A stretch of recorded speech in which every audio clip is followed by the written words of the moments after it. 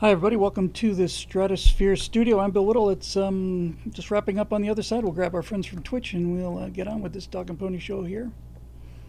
Hope everybody's doing well. Maybe a little adjustment. There we go. Hang on just one second. Boy, those credits run a long time on Buckaroo Banzai. There we go.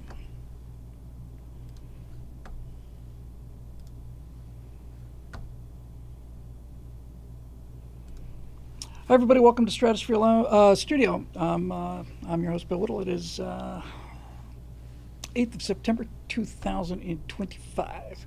Hope everybody's doing well. I think it's kind of going to be an interesting, exciting show tonight. Like to get some feedback on some things. Had a couple of major breakthroughs, and yeah. So I'm kind of a new man. Let me just set up the windows. It's a little hard. I always start the thing before I get these things set up.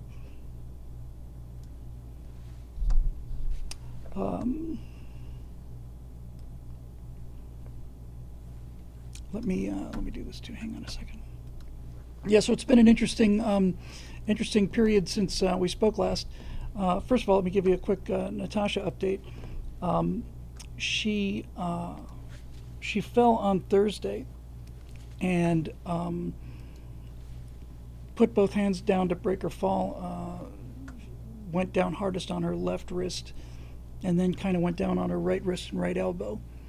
So, unfortunately, what we found was, just make sure we're good here. Everybody can hear me okay? Yeah, it looks like it. Unfortunately, what we found was that she had fractured her right elbow, and that's not going to need a cast or anything. It's just a fracture in the bone, and it's just going to heal on its own.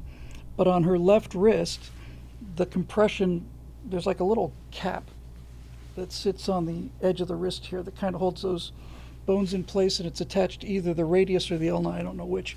But this little cap here fractured and split and displaced. So she's going to need surgery for that, and we'll probably get that procedure done on Friday. Yeah, that's an owie. She's been taking it like an absolute soldier. She's been doing a great job, but it's been hurting a lot. She's going to end up with a little metal plate there. We had I couldn't call it a miserable experience. We'd had a miserable experience at the ER in Sherman Oaks many months ago when she got something in her eye. This time we went to Encino for the emergency room, and we were there for 7 hours, and that wasn't fun. But today at Cedars-Sinai, we just went right in there, and when the doctor came in, the surgeon, he sat down, and for about, after 30 seconds, we were like, wow, we're golden. We're golden. So he's really, really good. And so she's going to get like a thin titanium plate here that's going to basically put that end cap bone back in place and keep it there. And I said, well, does that mean now that she's going to be able to smash through doors and windows and crush cars and stuff? Because that would be really cool. And he said, we expect that she'll get her full function back. I thought, well, I guess when you're a superb hand surgeon, maybe sense of humor or whimsy is not highest thing on your list. But anyway, there's that. Not smash. It's great, Dave. It's going to look pretty. You won't even know it's there, and she'll get full motion back, full ability back. So we're in. I said your hands are in good hands, and we're really impressed with the surgeons. So tomorrow morning at 7, we go in to get some preliminary blood work done, and then on Friday we're going to Cedars in Beverly Hills, which is a city unto itself. It's where I had my radiology report done. And then so what they'll do is they'll numb up the whole arm and give her a lot of local, and then the more local anesthesia she has, the less general sedation she's going to need. But she's going to get knocked out. She's not going to remember a thing. John Pershing says, couple more incidents and she'll have full coverage. Endo armor, be sure to go with genuine titanium. Absolutely, titanium all the way. So she's been great. She's been really, really great. It hurts like the devil, and she hasn't complained, and she's just been a real soldier. I'm really, really proud of her. So, had a real interesting, really, really interesting weekend. So it's so big I don't even know really where to start. So Saturday night, I was emceeing an event for an organization called the American Freedom Alliance, which is run by a friend of mine named Karen Siegman, and it's one of these conservative kind of do a lot of seminars and and that kind of thing, speakers and so on, trying to keep Western civilization alive. And I was the MC of the evening. This is the event that David Mamet was at. So I was on, and I had a couple of introductory remarks, and I was doing pretty well, apparently. So at the table I was sitting next to Karen, who runs AFA, and sitting beside her was a gentleman I never met before. Somewhere in the middle of this tour, two-thirds of the way through, I guess, I basically went up there and told people what the American Freedom Alliance was doing, and brought Karen up, and Karen started to do the pitch for money, which she did rather haltingly, like the way I used to do with things, and this gentleman who was sitting just on the other side of her while she was up there talking, this gentleman just got up and started walking to the stage. Coffee is for closers. I swear to God, Roger Ramjet, I was waiting for somebody to get a coffee or something in the back of the room while I was doing that. Hey, sit down. Coffee is for closers. Anyway, completely unexpectedly, this gentleman got up from the table and walked up on the stage and basically shooed her away from the microphone and said, I've been supporting this organization and so on, and I didn't at first. She was real persistent, but she shouldn't have to be asking for this. This is a really important organization. So what I'm going to do right now is I'm just going to announce a donation of $250,000, matching funds donation. I thought, well, now. Another person was there was the guy who launched PJTV, and I got a chance to thank him publicly, yeah, you heard me right, and I sat there for the rest of the night thinking about this, and after the event was over, I came down to talked to Karen. I said, would you mind if he had said, I support 65 different, organizations, conservative charities and things like that. No, not to me. No. That was to the American Freedom Alliance, not to me. But he said he supported 65 different organizations. So afterwards I sat down and talked to Karen briefly. I said, would you mind if I could talk to this gentleman? And if he says it's okay, could you give me his email? She said, sure. So I went over and spoke to him, and I said, sir, that's the most remarkable display of generosity I've ever seen. I've done a number of these events.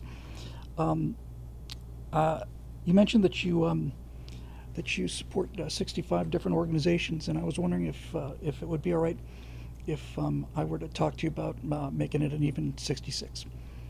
And he said, I'm always looking for new ways to help. I said, I can get Karen to get me your email. I said, no, here's my email. Just gave it to me. And so I came home. I said, I'll email you tomorrow, which would have been Sunday, yesterday. So came back and thought about this a lot. talk to Jeremy about how to handle this and what to ask for. And I'm not going to get into any of that because I don't know what's going to. Haven't heard back from either of them yet. But basically, just the approach. And sometimes some of the things that I learned at age 66 are so that they're so fundamental that I'm not only embarrassed that I don't know them. I'm embarrassed to admit that I don't know them. But talking with Jeremy about this, he said, there's two numbers you need to know. I said, okay. He says the first one is cost per member. How much do you have to spend to get a member, new member? I said, okay. And he said the other number is lifetime of the member. How long are they in the organization? I said, okay. Do you have any of those numbers? I said, I don't have the first one. The second one I would say is probably 6-7 years, somewhere in that general area.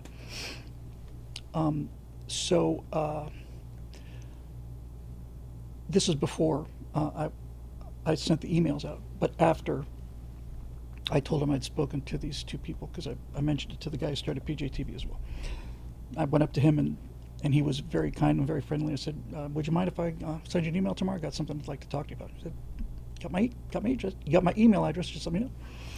So I sent out two two different emails yesterday. So Jeremy said, well, generally speaking, if I had to guess, he said, I would think it would cost you about $100 per member to get in terms of marketing. So if you want to get 1,000 new members, that's $100,000 of marketing. And I thought, wow, that's a big number. I don't have that right now. And he said, so here's how it works. If it costs you $100 to get a new member, and you do an annual membership of $120, you'll make $20 on the first year, and you'll make $120 on the second, $120 on the third and fourth and fifth and so on. And that's why the lifespan of the member is important. And I said, got it, man. I got it. So I sent out those emails, and I don't know what the reaction is going to be. But obviously, for the founder of PJTV, I didn't need to introduce myself. All of the traction I got when I was either at PJTV or shortly thereafter. But when I was talking to the other fellow who'd never seen me before in his life, it was the first time he'd ever encountered me. I wrote him an email. I said, I'll include some. Here's my concierge. It's great. He said, I'll include some of my earlier work at the bottom. So after I wrote this email about what I wanted to do with truth bombs and things, I sent him a list of my favorite afterburner, my favorite firewall, my favorite live speech, and so on.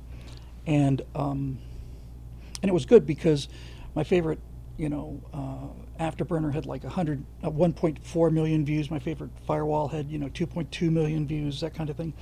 And I sent him a link to that speech I did in 2012, a thunder and lightning speech about sending F-18s over Benghazi and all of that stuff. And I hadn't seen that speech. I hadn't watched it for 7 or 8 years. And I can't believe what came out of my mouth in that speech. I really can't. It was, I just sat there dumbfounded at how, just passionate about things I were, and excited about things, and angry because it was 2 days after Romney lost the election. Said some really nice things about Mitt Romney that I kind of regret saying now, but that was 2 days after the election. What I had somehow forgotten in the course of the fullness of time was that after I gave that speech, I got contacted by people who had seen it, and they contacted me, and they asked if if there's anything that they could do to help spread the message, because it was a dark time as Obama had just been reelected, and so So I put together a plan. I flew up to Reno, and I came back with, six figures, which was used to do the virtual presidency. And I took a look at, um, just as a reference number. I thought, uh, this guy just wrote a check for $250,000 to this organization that does a lot of, the kind of stuff that conservative organizations do anyway. Um, I'll tell you about my pitch in a minute, but I thought, what if it was $100,000? How many members would that take? Turns out it'd take 833. I'd have to convince 833 people to become members annually, right at the gate. 833 of them. Um, and then I thought, no, you can either. What do you think is easier, Bill? To convince 833 people or to convince one person? And that was like ding. So,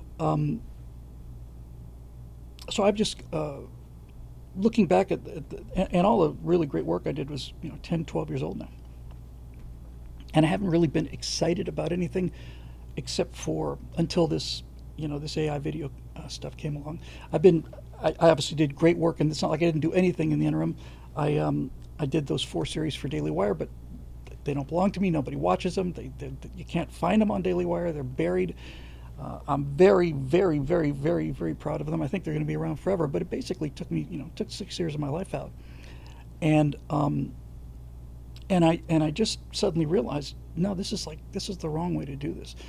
Uh, Now here's the part that's really interesting, because I've shown you that truth bombs thing many times in the process of building it, and I sent that to both of these guys. But Jeremy, when I talked to him before I sent that email, he said, what are you selling? What is it you're selling? And you need to be really clear on that. And and so so I thought about it a lot, and I put together the pitch for those 2 emails that I sent yesterday. And what I found was that, let me back up. There have been many times when I was either working on a particular episode for the Daily Wire stuff, or um, uh, many times when I knew there was an afterburner or a firewall that I had a deadline on, and I just I just could not write it, and I just something's wrong. I'm missing something. I'm just missing something, and then I'd be in the shower, and all of a sudden, honestly, it's like a click. It's like a lever. It's like ka-chung, and I went, oh, okay, okay, got it. And the second I had the angle, the angle. What's the angle? The second I had that thing just wrote itself. So when I was working on how I was going to sell this thing, I realized I had to be specific. And all of these thoughts have been going around. You've all listened to them over the last year, or 2 years, 10 years, whatever. But all of these thoughts that have been just kind of floating around in my head, and some of them very contradictory to what I was thinking a while ago, they all just kind of gelled together and just went click. So here's the pitch, because the pitch is not the video that I've shown you, is doesn't explain what it's trying to do. It just says, here's some cool stuff that we'll do, but it doesn't explain why. Because that video that you've seen, that I showed, the so-called finished version, and that I sent out, doesn't explain why we're doing those. But I did explain why in the emails. So here's the focus. This is what I found. I found absolutely focus and clarity now. I'm gonna be adding some stuff to that thing and taking some stuff out. Uh, but it's going to open on a blank screen, and what it is going to say is going to be typed on letters. It's going to open on a blank screen, and what it's going to say is, the only way to save people who have only been told what to think is to teach them how to think. That's the pitch. Young men Steve Turley said moved 44 points to the right. I did an in-depth look with Google. Turns out that Google can verify that young men moved 36 points to the right. Young men. And as I explained in this email that I was selling to people, to send to these two guys, I said 40% of young men has between 2020 and 2024 have shifted to the right, and we can't take any credit for that because we didn't do anything to get those people. The Democratic Party pushed 40% of young males out of their party in the space of 4 years. Zoomers, no less, says effing geek. You ain't heard nothing, geek. You're gonna lose your mind, and so is Eric and Marusha and everybody else. Zoomers. And I realized, focus, man, focus. That's the target.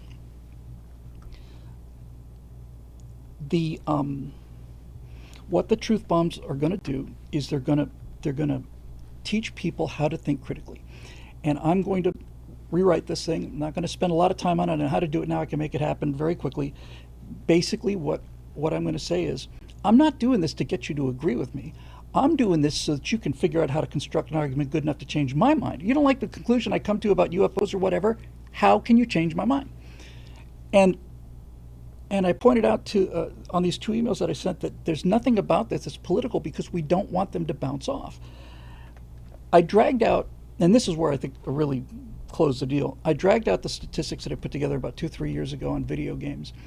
And what I did was I took the top 10, now this would be 2022 information, maybe 2023, something like that. I took the top 10 conservative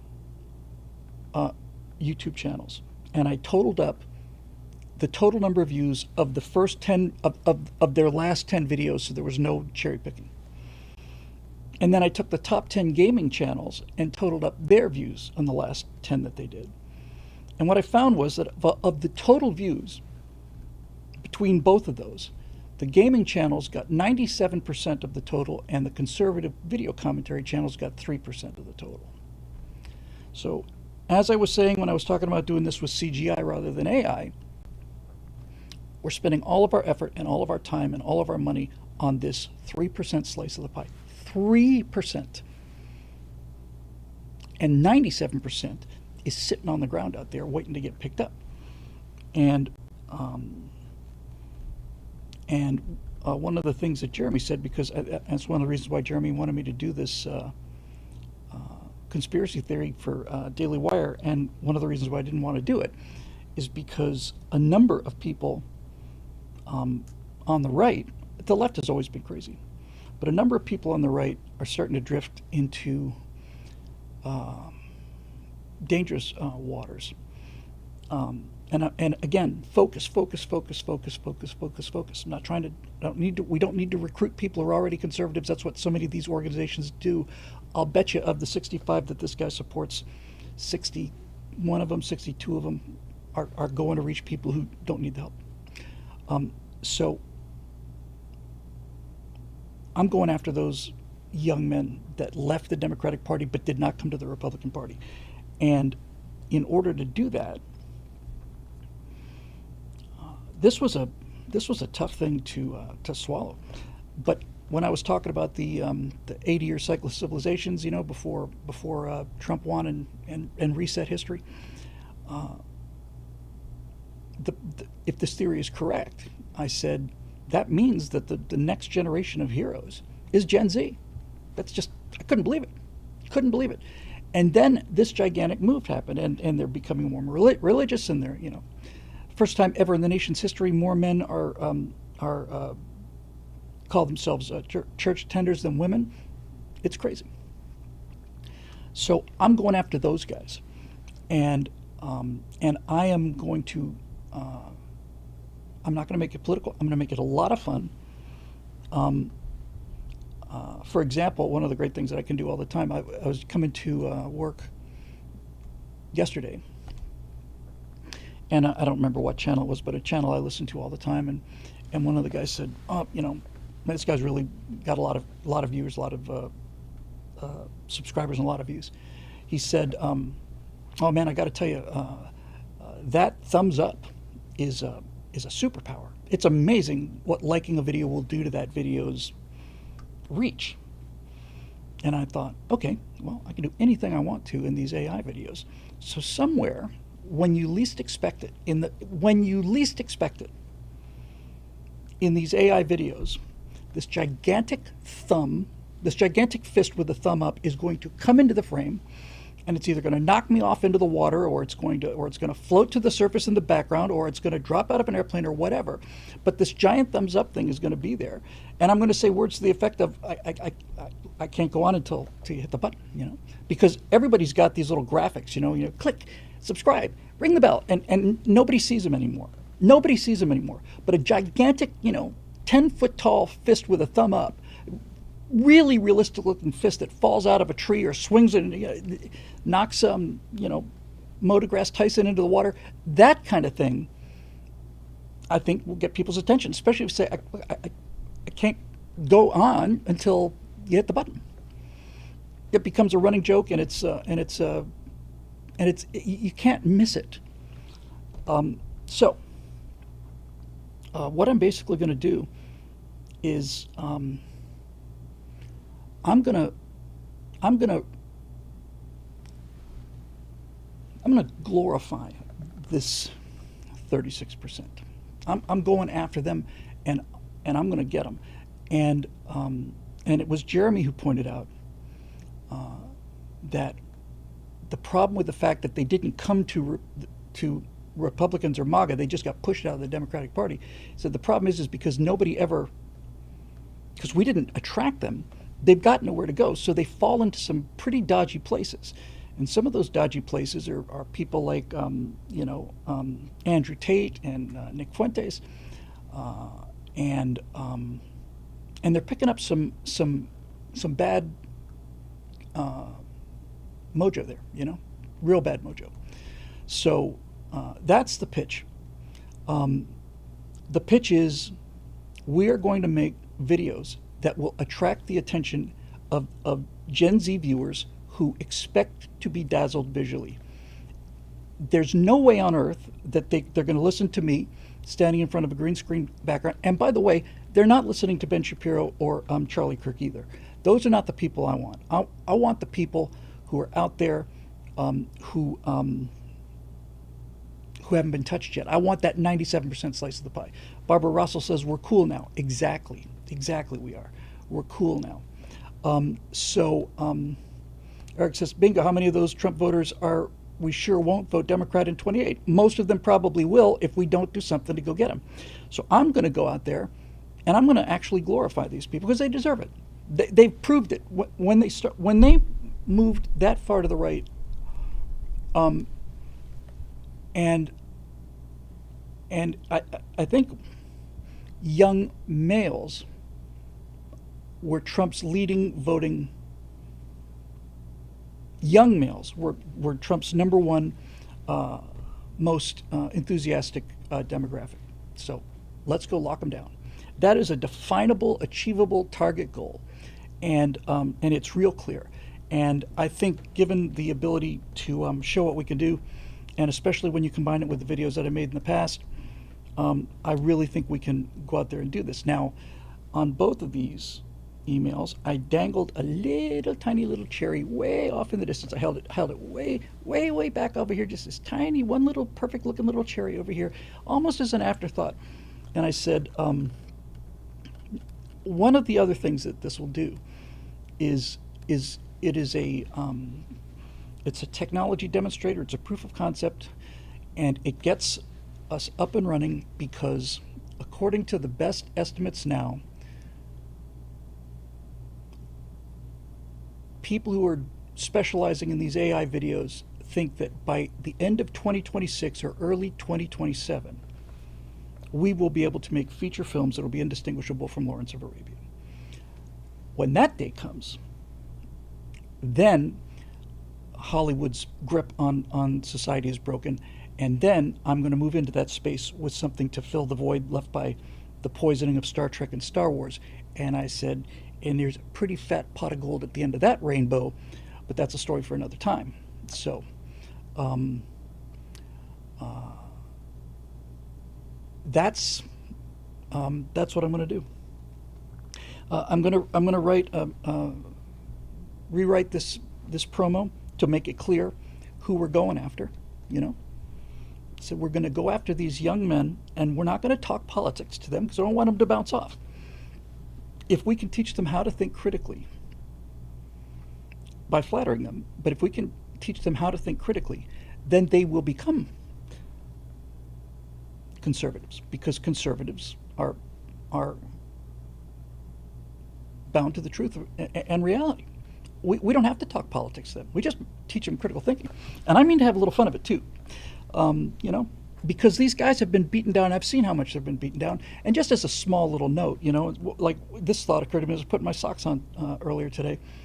You know, you have a line in there where it's kind of like Zeus with the Karens. You have a line in there where it's like, so our job, our mission is to teach young men how to use reason and logic and critical thinking. And then I'm going to have one of those CG characters come on with the blue hair and the nose piercing. You know, well, what about women? Why don't you teach them about logic and reason and critical thinking? And then I'm going to say, hey, one miracle at a time, okay? So, what the beautiful idea about this is that I don't have to convince.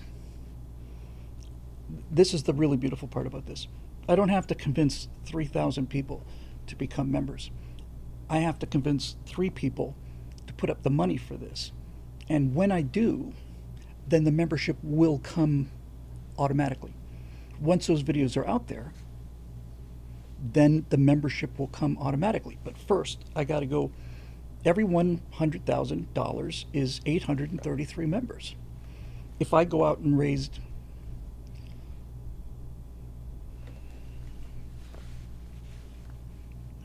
I'm embarrassed that my math is so poor.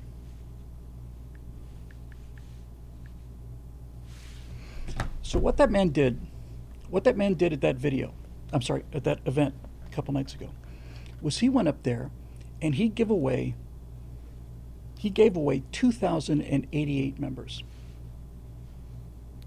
He gave 2,088 members an issue. Lutheran Carnivore says, Bill, if you really want a critical thinking exercise, what issue have you questioned Trump on? I gave Trump a lot of grief about the way he had a lot of grief about the way he handled the Epstein files. But it's not about politics. I don't care about alienating women. I don't care. Understand? This is the point. The point is you've got to focus.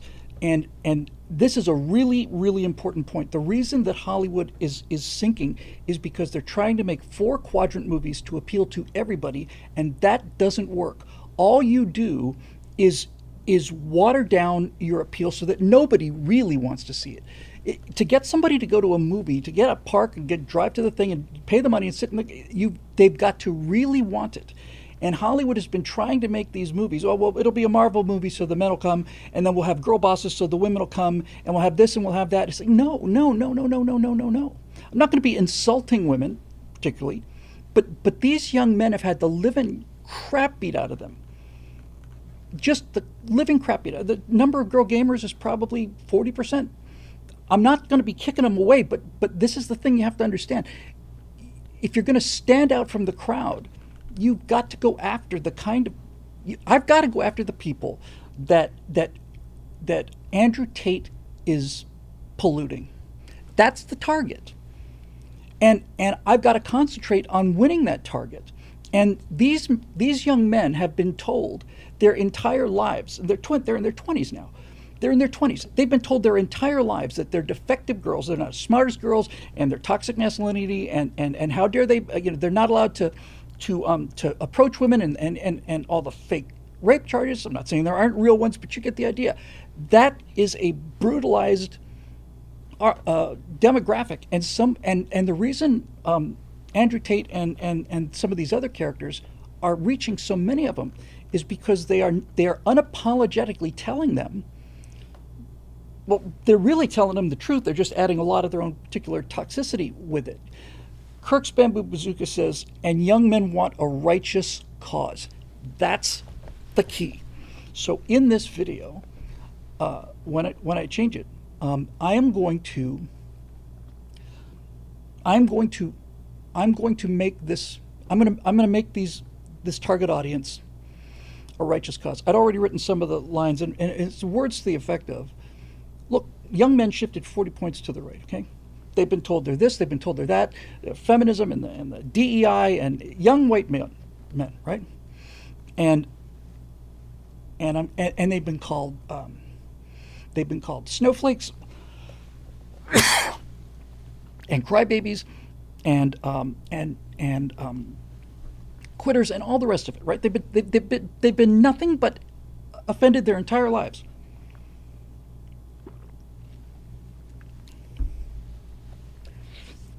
And I'm going to say, but they're not. They're not those things. I'm going to say, it's always rough when I ad-lib what I write, because when I write, I'm extremely careful about the wording. So every time I try to ad-lib it, it comes out a lot weaker than it needs to be. But basically what I'm going to say to them is, they're not snowflakes. They are Astartes. They're not snowflakes, they're not cowards, they're Astartes. And I'm going to have just rows and rows and rows of 8-foot tall, genetically engineered, square jaw men saying, the Emperor protects. That's kind of an in-joke, but they'll get it. What will that look like, you may ask? Well, as it turns out, I spent the last 2 hours just playing around. This doesn't have any audio on it, but it will. It'll be talking about, they're not snowflakes. And it's, a deep voice, and I'm going to be yelling it. They're not snowflakes. They're not weaklings. They're not cowards. They're not any of those things. They are space marines. They're Astartes. Check this out.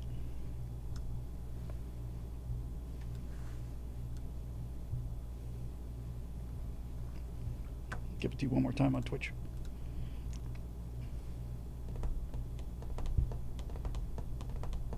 Not bad. Yeah, well, it's too smiley because I haven't been able to do the facial acting. In fact, the prompt I put in there many times was that this guy, this space marine, looks around with a cruel, arrogant, cold look at all of the, and the reference picture of me is kind of smiling. But when we do what I've done before, which is acted out in front of the camera, then for the Emperor, yes, the Emperor protects. And that's it. I'm just going to show them the way they want to be seen, because that's what they are. And so it's so weird for me, and I mean weird in the traditional sense of the word, which is uncanny, unusual, and unexpected, as opposed to, whatever weird means now doesn't mean what it used to mean. It's weird to me that that one demographic that I had the most contempt for is now the one that I am actually really rooting hard for, and it's a result of how they voted, frankly. I mean, that was the proof for me, was just the fact that they just came out and said, we're not these powder puff things that they're telling us. So anything with Warhammer 40K in it is going to get their attention. And yes, I can do the spacesuit audio at Road Rider. I just through the motion, just to animate it, I am going to be yelling, shut out the teeth, and doing all that. Is GW okay with this? I don't care. I don't care.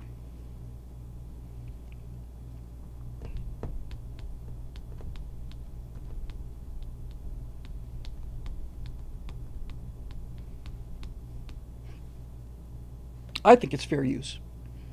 And the reason I think it's fair use is because I am not trying to recreate the 40K universe, and I'm not doing 40K content. So I'm confident that if I get a letter from GW, I will simply say, hey, this is political commentary with a short clip that is not intended to be seen as a version of your product. It is a cultural reference. It's clearly fair use.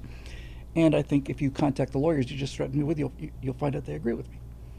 Um, yeah, I've got to be careful about that, Air Techie, because to be honest with you, I was thinking something along those. Our job is to serve the emperor, and I really don't want to go quite down. It's also parody, exactly. Thank you, Marisha. That's exactly right. So yeah, man, I just I just think it's cool. And if I don't get a lot of flack, I may work some of these things in, every now and then. Um, so so I am completely. Uh, it is British, yeah. Marisha says maybe call them Space Marines instead of Astartes. I said, yeah, Space Marines is fine, because well, technically speaking, in um, come on,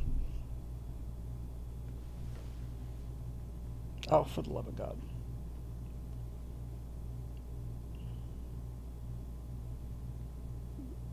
Starship Troopers. Um, I thought they were called Space Marines, but they're not. They're actually mobile infantry. Um, so, so yeah, and and if I do get that, I'll say, hey, you know what? There's nothing I need more right now than a lot of free publicity about a case that you're going to lose. So, rock on. Um, we can let this go as a one-off, or we can turn it into a free speech crusade. It's up to you. Um, and yeah, so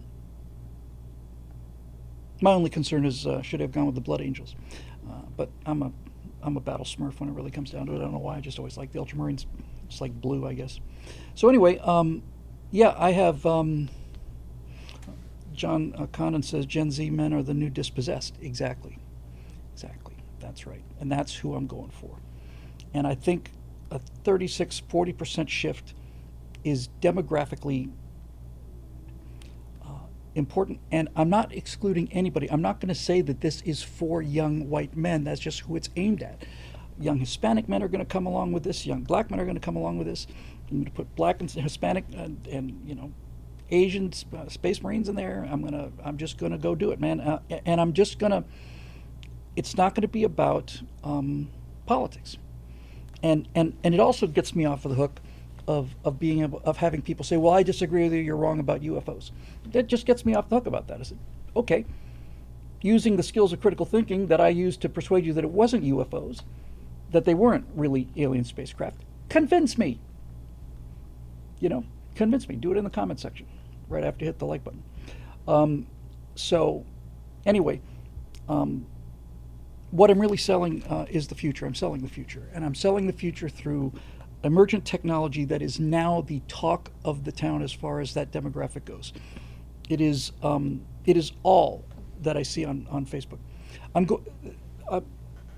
Ace Fendi says, Billy, you still going forward with the truth bombs? Yes, this is what I'm talking about. This whole thing is the truth bombs. The truth bombs are going to be there to teach critical thinking, but I never say that in I never say that in the pitch. I never say in the pitch what the pitch is for, and I just didn't have that click until I had to defend it when I was going to knock on somebody's door and ask for big money. So so anyway, it's been a really good time for me, and when I went back and looked at that video of that speech, I just could not believe what was coming out of my mouth. I couldn't believe how on fire I was. And times have changed, people have changed. That was for a conservative audience. They were kind of angry. I don't think Gen Z really likes people to be quite so angry. I think they like a lot more self-deprecation and a little less conflict. And again, I only have to convince a handful of people. And I'll tell you one thing about this pitch, as opposed to a lot of the other conservative things out there that require donations, and that this pitch has got some real sizzle to it. It's got actual sizzle. So we'll see. Just so you know where my headspace is, this donor I told you about, when he was up there, he said, I originally turned her down, but she stayed at it. She was persistent, and she just kept coming back to me until finally I said, yes, I admire persistence. So if this guy sends me back an email and said, Bill, it's a really interesting idea, I just don't think it's for me, I'll say thank you very much for your time. One last quick question, if you could spare me another 2 minutes, could you give me a list of the things that you didn't like, so that I can improve the pitch for the next person I approach? And almost certainly he'll do that. I didn't like this, and this. I'll say thank you. It's very kind of you. I really appreciate it. Then I'm going to go take those things out, and I'm going to repitch it to him.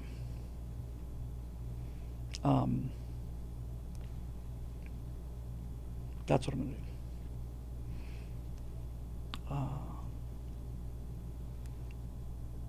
And I'm going to keep pitching it to him until he says yes. So you get the idea. I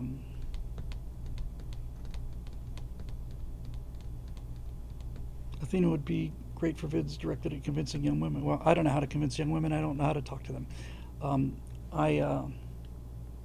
I'm not going to try. That's someone else's job. Okay, let's have a look at some questions. I haven't checked on the website recently. I did clear my cache. Marusha had said that it might have been the cache and so on. So, yeah, focus, man. Focus is a big problem of mine, as you all know. Oh, look, a squirrel. But focus. Pitch it hard to the target audience, and I don't need to add. I don't need to add diversity to the colonies, because the entire idea of the colonies is that it is a merit-based society. It has to be, because if you're not capable, then you're going to die. You can't afford to be that stupid on the frontier. So anyway, I'm fired up.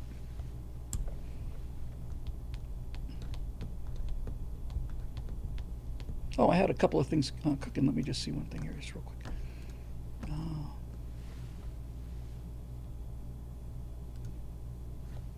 That's useless. That was good.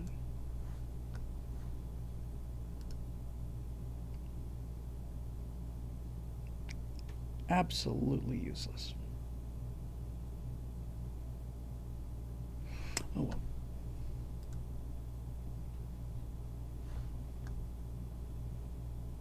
Yeah, I'm happy to be able to do some Star Taste. It's kind of cool. Alrighty, so let's have a look at what we got here.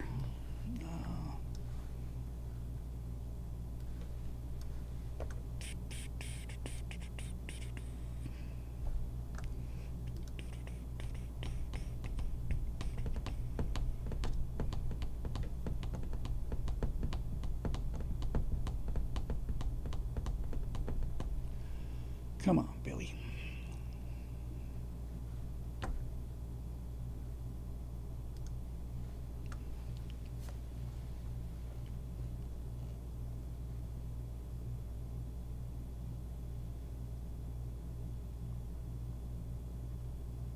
Ten seconds instead of 22, but we're going to pull that old plug in, and I think it's going to work just fine.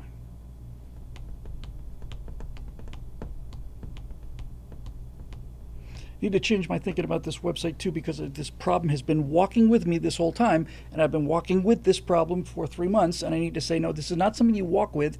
This is blocking you. This has your full undivided attention until it's solved. Okay, let's see. We got Capital G Geek, we got a Road Rider, we got a Marusha Dark, we got a Eric, we got a Marusha Dark, we got a Road Runner. Okay, we'll get through those. Capital G Geek, greetings from the swamps of Northern Virginia. There's a new B movie out called Primitive Warrior. I saw a trailer for it, about dinosaurs in an isolated valley during Vietnam. It's not available in the U.S. yet, but I'm waiting. I also like Tremors, Toxic Avenger, and Iron Sky. Yeah, I thought Tremors, and I didn't see. I actually did see all three of them. Do you or Natasha like those kind of creature movies? I do. She doesn't. She doesn't like any kind of horror or war, so there's nothing I can watch anymore. I can't have any fun at all. Um, uh, but yeah, I think they're fun. Oh, look at that. What do you know? Um, you might like Sputnik. It's in Russian with subtitles available. Saw the trailer for that too, and it looked good. For the colonies, are you going to have any big question that you're going to explore, like Starship Troopers did with limiting citizenship to people that demonstrated the capability rather for delayed gratification? Would you support something like service guarantees citizenship model for the U.S.? How about temporarily losing voting rights for people employed by government on welfare or having a recent bankruptcy? Now that Critical Drinker has reviewed K-pop Demon Hunters, will you watch it? I haven't seen his review of that. I'll take a look. But yes, the whole purpose of science fiction as a genre is that it's a laboratory of ideas. Um, Science fiction allows you to set the rules, and as long as you don't break your own rules, you're golden. So yes, so I guess I kind of answered some of your questions earlier. Um, the entire argument for the colonies is going to be that too much um, too much affluence, too much security, not enough hardship, not enough skin in the game is really what it comes down to. No skin in the game is ultimately ruinous, and it's a hard thing to come to grips with because it doesn't make intuitive sense. But really, in order to be happy, you have to be miserable um, physically. That just seems to be the case again and again and again, not just in civilizational cases, but as I've said many times, people who lived through the Blitz, for example, in London, 1940, they say, they're scared out of their wits, and friends died and body parts lying around, and they said it was the best memory of their lives because people had to pull together, and it gives you, it gives you kind of a social cohesion. There was a kind of it's the memory is so badly tainted by everything that happened, but if I recall correctly, I kind of remember that sort of feeling in the early days of COVID, like during the first 2-3 weeks when everybody was like, okay, we're about to face some serious shinola here, and time for us all to pull together. And so we did, and these swine took absolute advantage of it, and so no good deed goes unpunished, I guess. But yeah, so that's a great thing about doing colonies in science fiction is that you get to design your own society, and you get to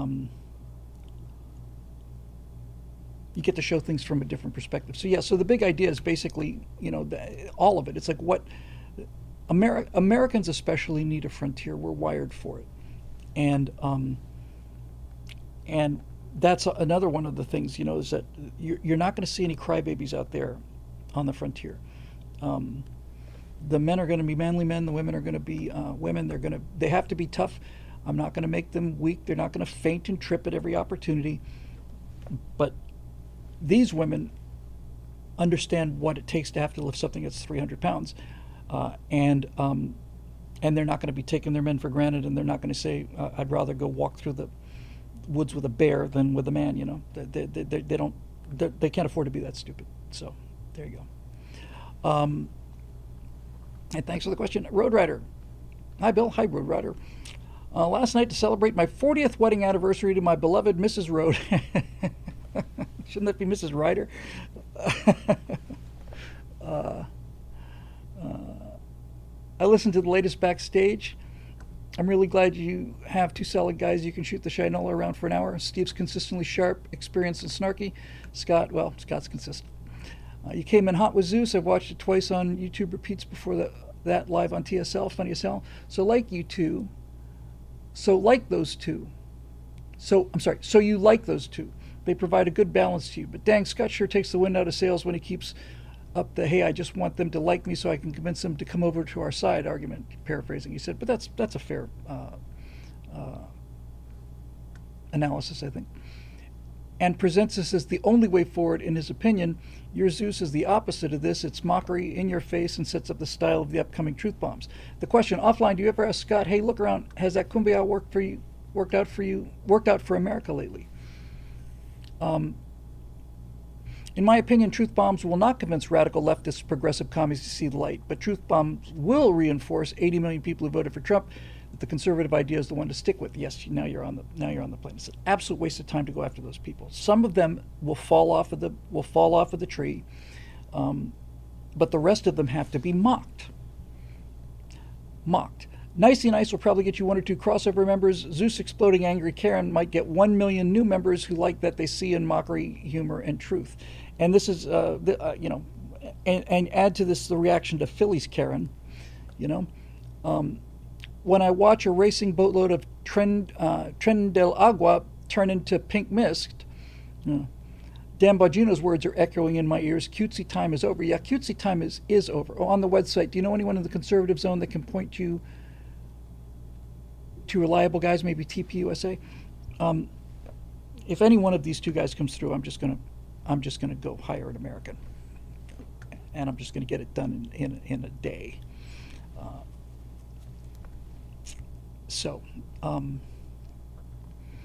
Yeah. So I don't question Scott about Scott keeps me on my toes. I disagree with him about a lot of things, and obviously I'm right about them all, and he's wrong. But he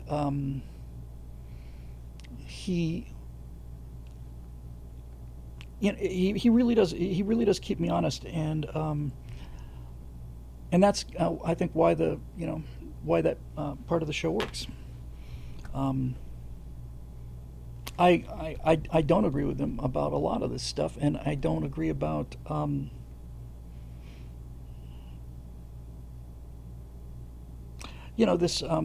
this setting a good example. As I said this particular discussion was talking about going into Chicago and all of this, and Scott said, you should just set a good example with DC, and people will wake up and see the light, and then they'll ask for better government.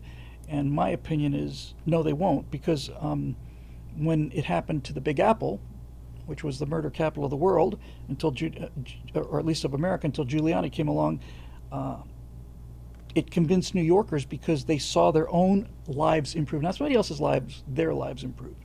And it lasted for 10 years, 10 years. And now they're getting stupid again, and, there it is. The thing that impressed me about the DC thing was not all the MAGA people who were saying we need to go and clean up this mess. The thing that impressed me is the number of black Democrats who were saying, it's the first time in my life I've ever felt safe in my own city. I've seen a lot of those videos. That is where the rubber meets the road, and that's what I think the actual evidence is. Let me just bring up. We're still talking about K-pop. Let's see if Drinker did he just review it? Because there it is. Yeah, been up 9 hours and 336,000 views. Well, that boy has earned every one of them. I cannot. I wish him nothing but continued success. He really earned it. I know Eric has some problems with him and says he doesn't watch some of these movies. I don't know whether that's true or not. But what he does review, he is not only funny, he is just a really good reviewer. And once again, going to the truth bombs thing, it's that self-deprecating humor that opens the door for people. This guy's laughing at himself. How much of a dick can he be? I think there's something to be said for that. Marisha Dark. Topic: Zeus Almighty. Hey Bill, I hope you and Natasha are doing better after last week. You still taking constructive feedback regarding the Truth Bombs videos, or are you more or less done with it? If you're open to critique, continue reading. If not, feel free to skip this and go on to the next question. F you. No, of course. Firstly, some positives. It's good to see you having fun with it, and that others are having fun with it too. I can't overstate that point. I like the new Federal Reserve Edition and how this format is infinitely scalable. In fact, I think everything after the noir session is already aces. It wouldn't change any of that. Personally, I like the noir part you had before it was pulled out. I think I might like it better too. I just didn't like my face much in that. Thought that it looked better, but that's a minor point. I might change that noir street thing to a guy in a newsroom, to a cub reporter. You know, um, for what it's worth, I also like the name Truth Bombs better than Truth Bolts. Me too. Now some negatives. I and several others have pointed out the audio on the Zeus part is kind of grating and needs rebalancing. Sounds very artificial and muffled. I'll drop the pitch by 3 octaves. The addition of cutaways definitely helps, but in the age of TikTok and ADHD, where the average attention span is 5 seconds, if you don't get to the meat sooner, I think that you'll struggle to maintain attention with it as people click off before giving the rest a fair chance. If it were me, I'd tighten that part up even more. I'll split it off into its own YouTube short as a shareable gag and just jump straight into the truth bombs. This is who you are. This is what the show's about, since any new audience member won't get the joke anyway about you coming back after a long period of time. Yeah,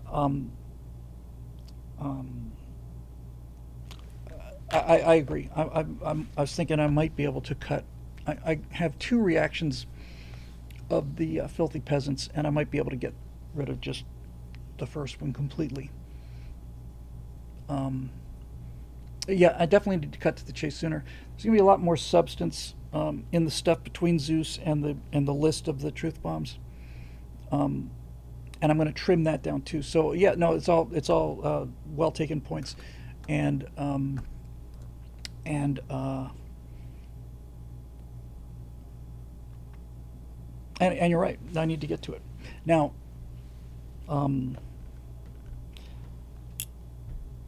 The Truth Bombs promo has got a slightly different feel uh,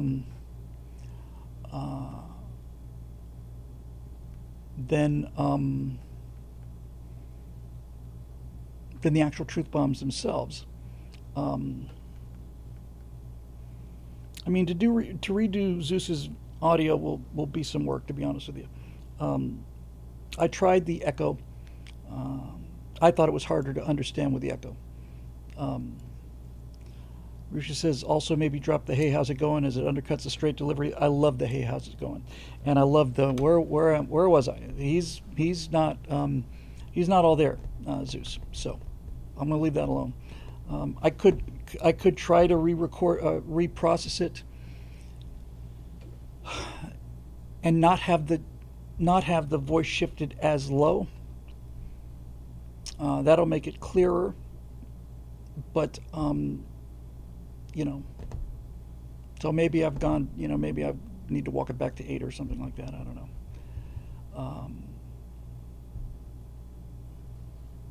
I'll have a look at it. So yeah, they're all good points. Maybe I just need to walk the pitch shift down. And I might be able to move the pitch shift down a little bit and add maybe some more reverb. But man, when I had the reverb in there instead of the pitch shift, I was really having a hard time understanding it. I think it's easier to understand now. I also thought about subtitles,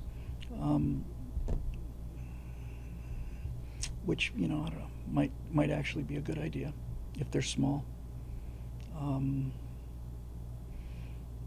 Dave says go high pitch for the voice. No, sir. No, it's got to be real low. No, he's got to sound like a god. He's got to sound. It's okay, Dave. He's got to go. He's got to sound, like the ground rumbles.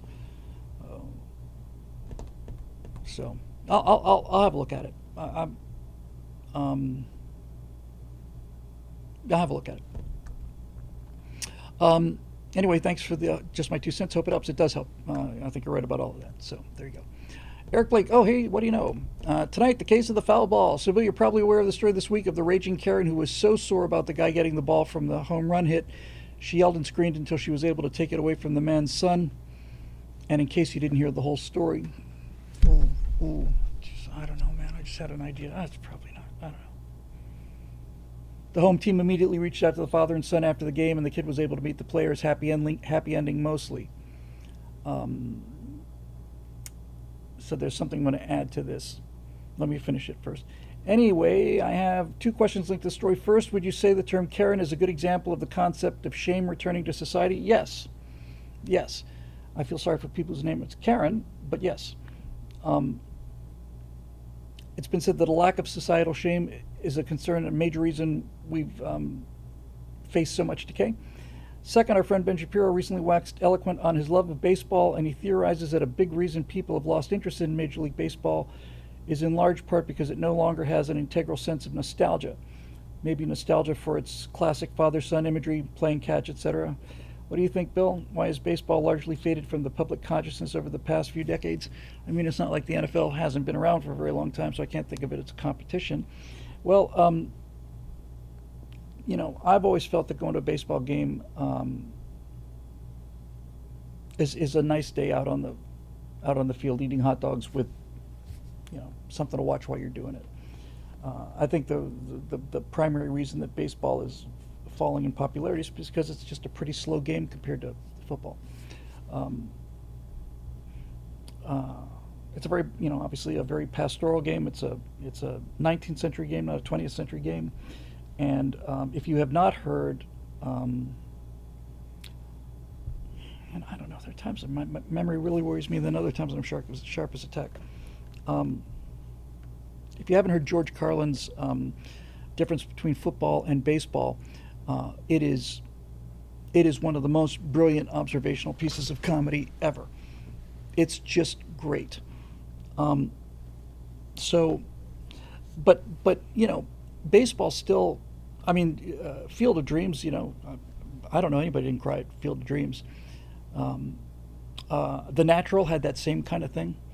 So I don't, you know, to be perfectly honest with you, the thing I find most amazing about this is that Ben is a big baseball fan. You could knock me over with a feather for that. I hadn't had the slightest idea. Um, Back to the Karen thing. You know, I don't know. See, it's one thing. It's one thing to pick on Neil deGrasse Tyson. Yeah, I'm not going to do it. It's because it's dated. I was actually thinking I could put the Karen in there with because the hair and all, and not saying she doesn't deserve it, but the bottom line is fair. And by the way, there are different rules for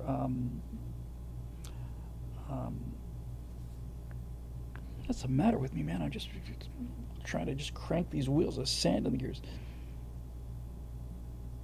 Libel and slander. There's a much higher bar to clear if it is a public figure. She's clearly not a public figure. So, the reason I was tempted to do it is because the hair and everything is just so good. And now here's something that I saw a number of people commenting on. Did you see the interview with the family afterwards? With the dad, his son, and his daughter? Because the dad was explaining why he gave the ball back. I would have been damned if I would have given that woman that ball. That crazy lunatic Karen could have had that baseball when she pried it out of my cold dead fingers. There's no way on earth I'm going to give in to somebody like that. I would have told her to get stuffed and never surrender to that. And a number of people saw this interview with the family, and you could see how disappointed the kids were as dad is explaining, well, I just didn't want to cause a scene, and she was really upset and stuff. So I took the birthday baseball out of my son's glove and gave it to this harpy. And that's not a good look. That's not a good look. P717 says, what counts as a public figure? I don't think he gets to claim that. No, I can make fun of Mo deGrasse Tyson. I just don't think it's fair to make fun of that Phillies Karen. I mean, like I said, I think she deserves it because I think she's a horrible person, a huge liberal. Just imagine my shock, but you get the idea.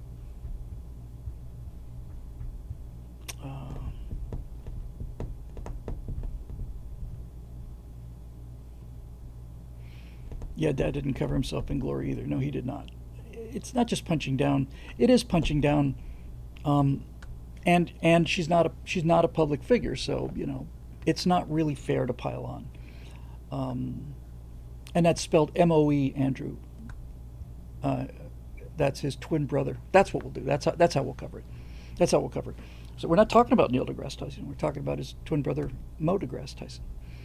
Um, what did I see him gassing about just the last day or two? What was it?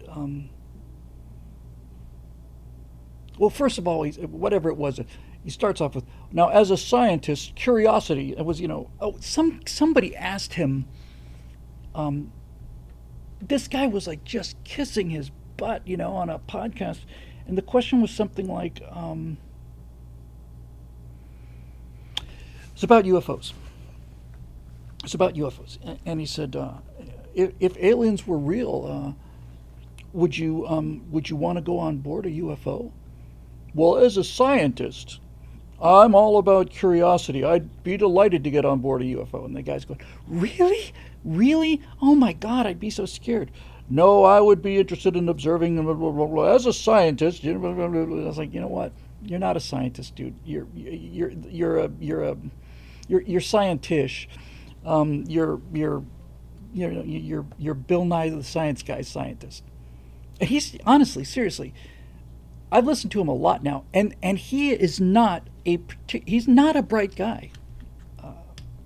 Neil deGrasse Tyson, Neil deGrasse Tyson, because he is not a smart guy. The thing that's so interesting about him, in a weirdly repugnant way, is that it's fun to watch him. It's fun to watch him trying to be profound. That's what it is about Tyson. It's fun to watch him trying to be profound, and he ain't. He ain't. He's just, the most condescending man in the world. Most of those are misses. It's a clever series, a good use of AI. The most, Irish man in the world, the most this in the world, and so on. The one with Tyson was great. I think the one I liked most was he got into a discussion with a boy about a dream and tried to convince him his dream was wrong or something like that. So yeah. We got another Marusha Dark here. Marusha, Bill, not sure if you're aware of this, but the DoD actually has film liaison offices in LA to work with Hollywood and other entertainers. Might be worth inquiring with them about grants and networking opportunities to see if they'd be interested in some of the projects you're working on, particularly things like Frank Luke, Taffy 3, etc., that directly relate to the overall mission. Also, just as a fun fact, both Walt Disney and Dr. Seuss worked with the U.S. military during World War II. Yeah, more of that. Producing film material for them as their contribution to the war effort. Maybe you could show the DoD a few of your video essays like the Human Landscape Firewall. I mean, the worst they could say is no, right? Anyway, here's some of their contact info if you're interested. Thank you. Navy, Air Force, and Space Force. When I was doing the thing for NDU, I found a website that has nothing but DoD footage, stock footage, and some really cool stuff in there. So that was fun. And all you have to do is register as a friend of the military, and I certainly am that, so that's it. Oh, gosh, here we go. Roadrunner, greetings, Fred Bill. Did you know that you went active on Twitch on Saturday? I did after the fact. A bunch of us got an email notice that the Stratosphere Lounge went live about 8:45 a.m. on Saturday. A bunch of Twitchers had fun in the comments section, so we finally realized that there wasn't going to be an unscheduled show. Too bad you missed it. Yeah. The reason that happened was because at 8:45 in the morning on Saturday, I was recording one of these driver videos that the AI uses to take my facial expressions and my voice and use it to drive the still picture. And I hit the I don't think they should be right next to each other. If this was an airplane, we would never design things this way. Airplanes are designed so that, knobs that can be easily confused for one another are usually separated, and they have different shapes and different textures and different colors, so you don't pull the wrong lever or button or whatever. But yes, right here on the on OBS, there is a start recording, and right below that is stop recording. And I hit the stop streaming and stop recording. I hit the start streaming button, and so yeah. And I also think, I don't know if it was the same thing, but it was on for I came back 8 hours later or 18 hours later or whatever the case may be, and it's I just closed the window. It's like, would you like to end the stream? I was like, oh, for God's sake. Really, seriously. I am looking forward to, I don't think it's too far out now, I am looking forward to AI agents because for those of you who stuck around for one of the stratathons, it takes me about an hour, maybe a little less than, to post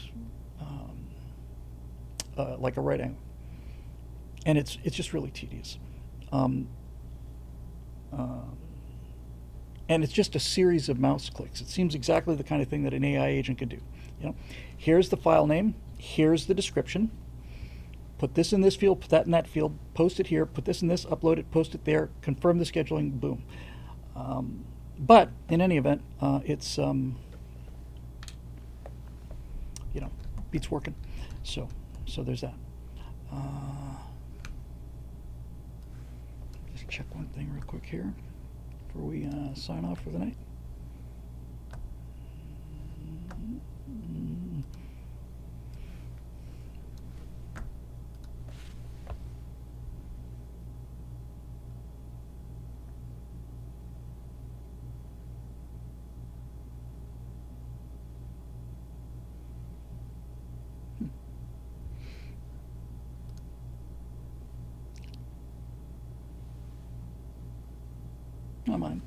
I might have a chance to go and tour Andoril. That'd be fun.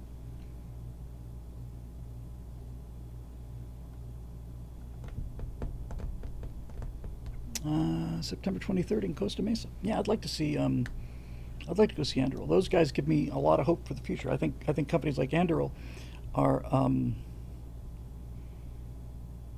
the future. You know, small, light, fast, ahead of the curve. Looking at the problems faced right now and tomorrow as well. So there you go. Okay, let me just check that out. Dave Big Booty says, Big Booty says he's put something up on the TSL Facebook page. The world's greatest hummingbird feeder. That's challenge accepted.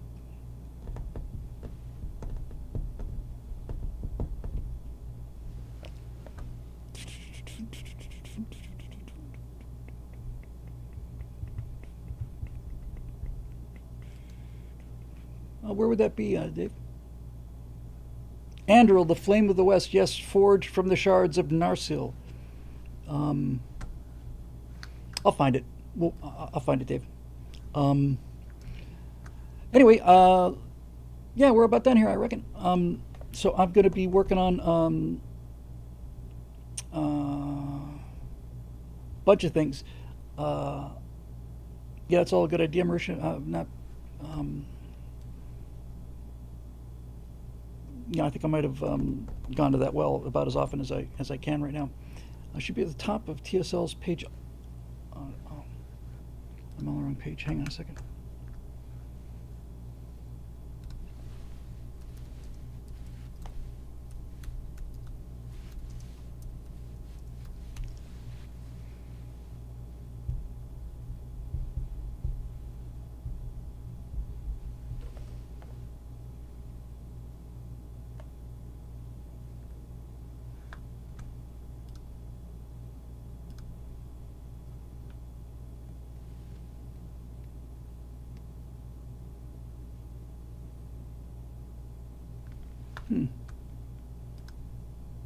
Is it under TSL? I don't see it. It's probably 10 billion TSLs. Oh, there we go. Oh God. If you can send me the link, Dave, I'll take a look at it. John, we can probably get to that on Thursday, I guess. So I'm gonna pack up and get some more writing done on that. Got to get a right angle out the door, and Natasha and I have to be at the doctor's at 7 in the morning tomorrow, so it's going to be a pretty busy day. But yeah, I guess that'll do it. Okay. Anyway, so thanks everybody for being here as usual. I'm real excited about this new outlook on things, and I don't even want to say proud of myself. I've just changed. I mean, I've just changed. When I saw that guy make that gift, I just said, I'm not only an idiot, I'm a crybaby weakling if I don't make a at least make a pass at that. So I thought it went really well. We'll find out soon enough, I guess. Hopefully, I'd be surprised if I didn't have some kind of word by Thursday, but you never know. Okay, so all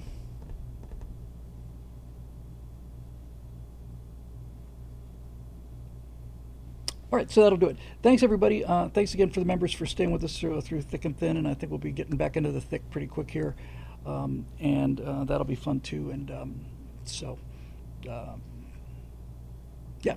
Okay, so we will see you guys on Thursday night for the Stratosphere Lounge, and until then, have a great night.